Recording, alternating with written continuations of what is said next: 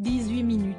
Pour ses premiers vœux aux Français depuis sa réélection en juin 2022, ce samedi 31 décembre, Emmanuel Macron a battu son record de longévité pour cette traditionnelle prise de parole. Si certains internautes ont aussitôt déploré des longueurs dans son discours, un autre détail ne leur a pas échappé, le décor choisi par le chef de l'État pour sa dernière prise de parole de l'année. Ce samedi 31 décembre, le président de la République a fait le choix de s'exprimer, non pas depuis son bureau officiel, mais depuis son bureau personnel au sein du palais de l'Élysée. Les internautes ont alors largement eu le loisir d'observer la longue bibliothèque qui s'étendait le long du mur derrière lui, une disposition qui n'a pas vraiment fait l'unanimité.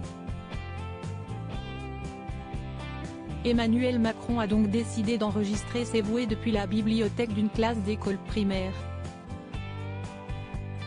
Pourquoi pas, s'est ainsi étonné un internaute quand d'autres y ont plutôt retrouvé un air du Centre d'information et de documentation, CDI, de leur collège ou lycée.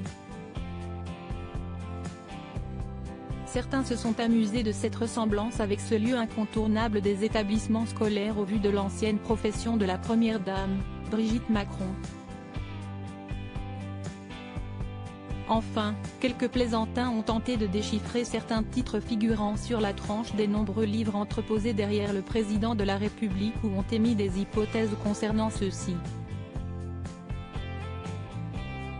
Photo, Emmanuel Macron marqué par l'exercice du pouvoir, son évolution physique depuis 2017 en 2020, un hommage à Valéry Giscard d'Estaing. Si le décor choisi par le président de la République pour présenter ses vœux a été autant scruté, ce samedi 31 décembre, c'est peut-être parce que ce dernier a habitué les téléspectateurs à changer de lieu chaque année.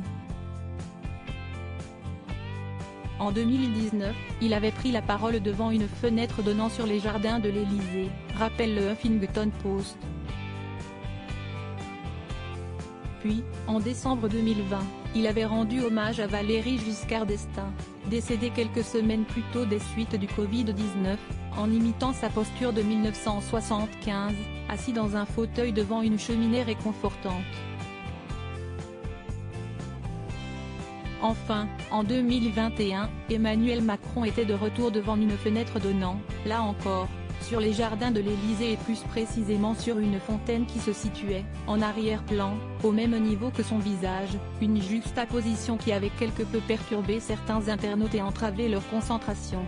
Article écrit en collaboration avec 6 médias. Crédit photo, capture d'écran Twitter.